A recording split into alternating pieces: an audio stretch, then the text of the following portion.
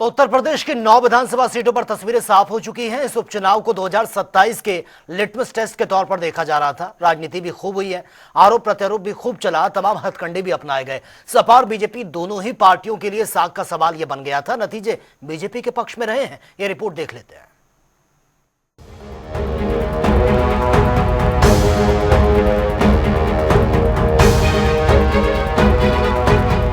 UP उपचुनाव में बड़ा खेला, कुंदरकी और कटेहरी में उलटफेर। 3 दशक बाद बीजेपी की जीत। यूपी में 2027 विधानसभा चुनाव का सेमीफाइनल कहे जाने वाले उपचुनाव की तस्वीर साफ हो चुकी है। नतीजे साफ हो गए। जिन 9 सीटों पर उपचुनाव हुए उनमें से 4 सीटें करहल, सीसामऊ, कटेहरी और कुंदरकी सपा के पास थी। वहीं 5 पर एनडीए ने जीत दर्ज की थी। इनमें अलीगढ़ की खैर, गाजियाबाद और फूलपुर सीट भाजपा जीती थी। मझवा निषाद पार्टी और मीरापुर रालोद ने जीती थी। जो 7 विधानसभा सीटों पर उपचुनाव में भारतीय जनता पार्टी गठबंधन को प्राप्त हुई है, ये उत्तर प्रदेश की ओर से प्रधानमंत्री मोदी जी के अभियान को, ये 7 कमल भी उस पूरे अभियान के प्रति समर्पित है। इसमें मीरापुर, गाजियाबाद, कुंदरकी, खैर, कटहरी, मझवा और फूलपुर की जनता जनार्दन ने यह जनादेश भारतीय जनता पार्टी के पक्ष में दिया है। हम सब उनका आभार व्यक्त करते हैं। ये चीजें दिखाती है कि प्रधानमंत्री मोदी जी के संकल्पों को जनता जनार्दन का पूरा आशीर्वाद प्राप्त है। और यह भी जनता जनार्दन ने स्पष्ट कर दिया है कि समाजवादी पार्टी और इंडी गठबंधन का लूट और झूठ की जो पॉलिटिक्स है, अब इसके अंत की उद्घोषणा भी यह चुनाव है। तो उपचुनाव मैंने कहा श्री अखिलेश यादव जी का जो पीडीए है वो फर्जी है, परिवार डेवलपमेंट एजेंसी है।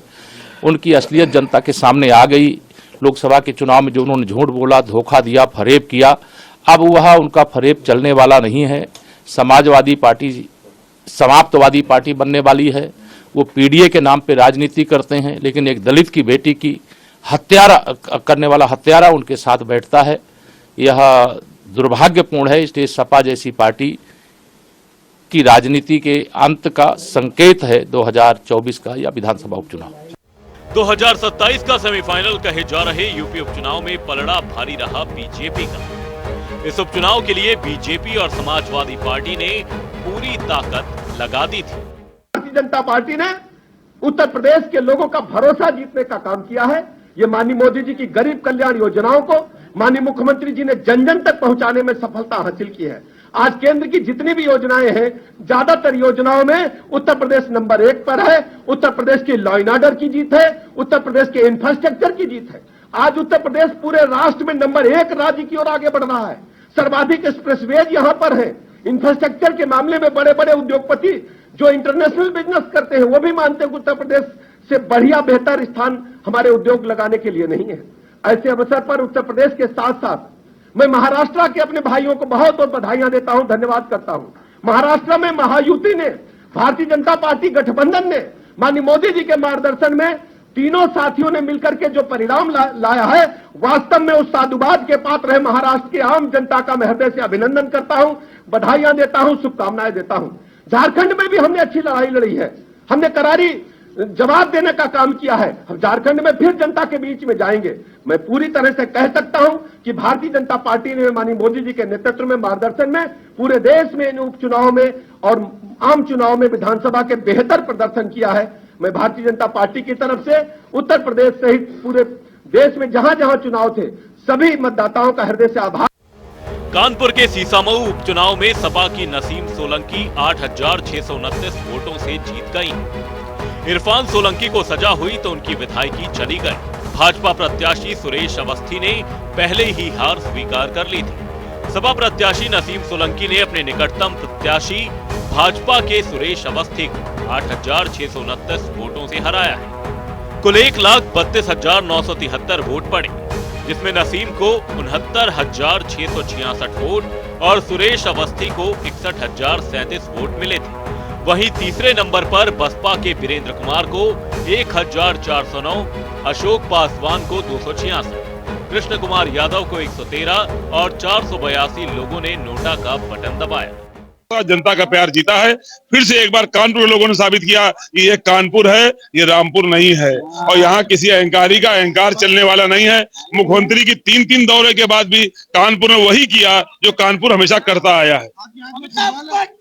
ये फुटबॉल ये अहंकार का प्रतीक है और ये अहंकार हारा है। ये फुटबॉल पंचर हुई है। अरे और मेरे दोस्तों का जो परिवार है बहुत ज्यादा शुक्रिया अदा करूंगी, धन्यवाद करूंगी। इन्होंने मेरे लिए लाठी दिखाए, माँ दिखाए, तो उसके लिए मेरे वोटर निकले गए। उनकी दुआएं, उनके आशीर्वाद, और जिन्होंने वोट नहीं दिया उन्होंने मुझे दुआएं दी, तो आज मैं आऊँ आप लोगों के सामने। बहुत शुक्रिया। एक जीत की अगर वजह बोलो, क्या वजह आपको समझ में जो आपको जीत हुई? मेरा हर तरह से जो विधायक जी के अंदर है वो भी खूब दुआ कर रहे हैं हम लोगों के लिए, और मेरे लिए तो खास कर ही रहे हैं। फिर उसके बाद जो इतने सालों से जो मेरा परिवार जुड़ा है वो भी एक बहुत बड़ी वजह रही है कि परिवार ने कभी नहीं छोड़ा था। जो सीतामऊ की जनता है उन्होंने कभी इरफान सोलंकी को नहीं नकारा था। आज उन्होंने साबित कर दिया कि इरफान उनका था और वो जिस तरह मंदिर गई थी उसके बाद के लोगों का काफी जी काफी मंदिर कहीं लगता है मिला हर जगह मिला।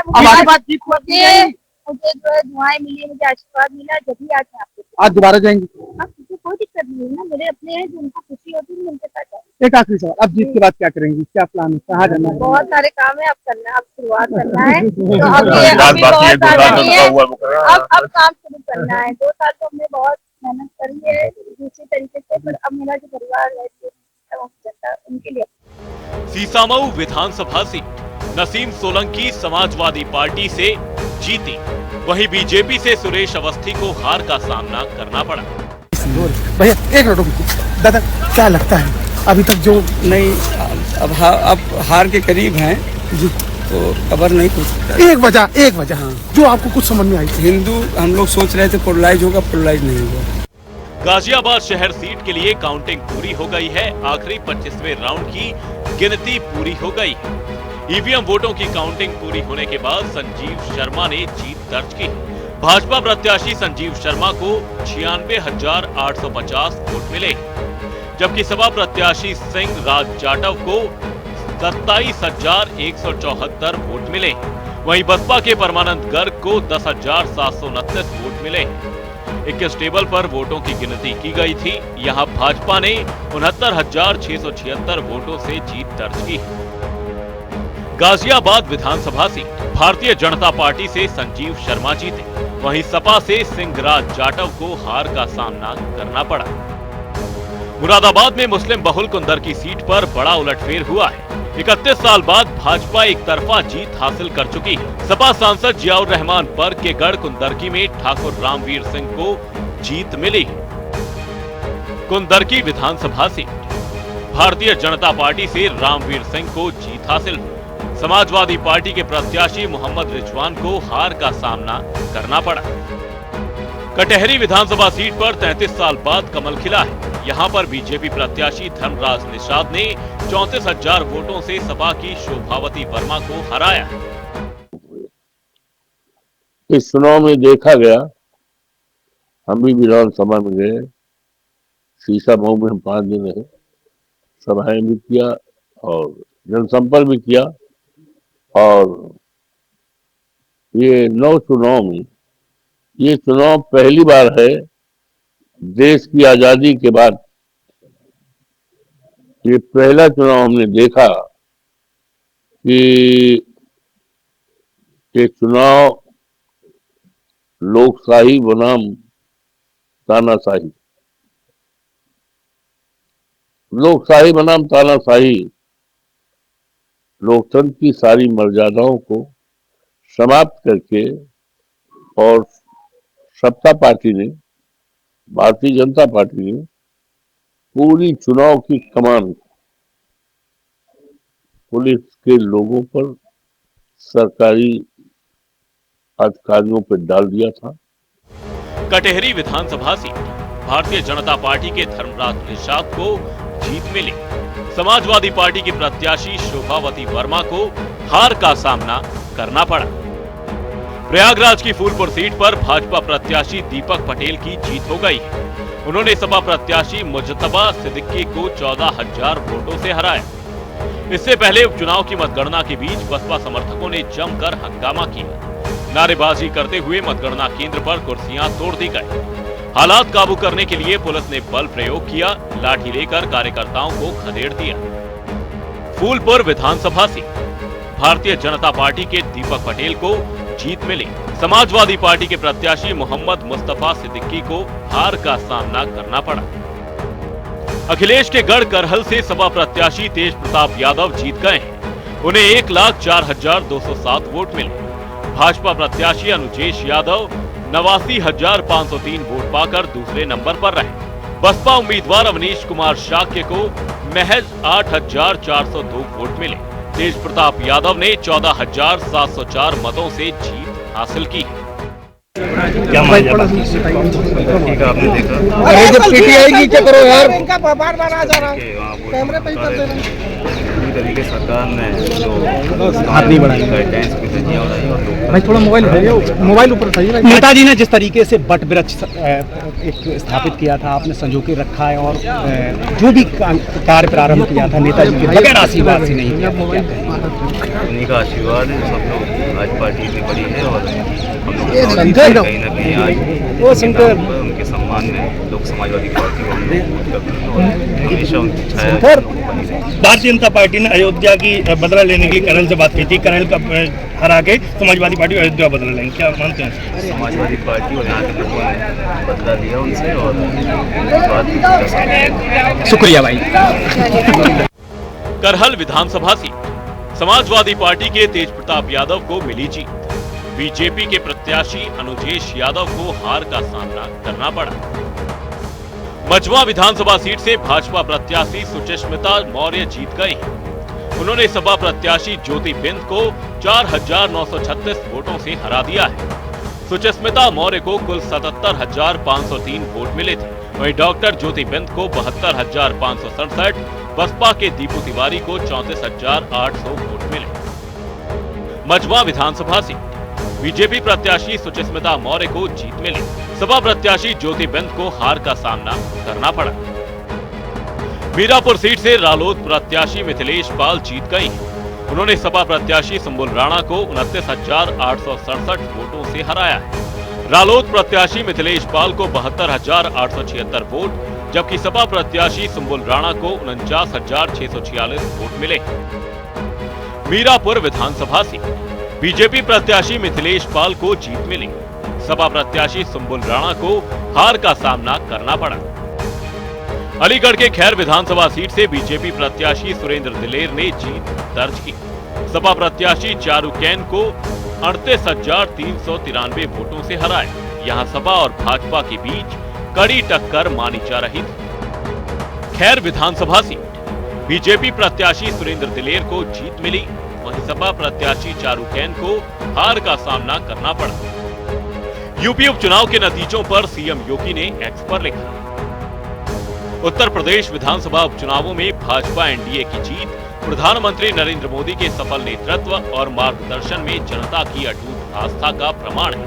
यह जीत डबल इंजन सरकार की सुरक्षा, सुशासन और जन कल्याणकारी नीतियों तथा समर्पित कार्यकर्ताओं के अथक परिश्रम का सुफल है।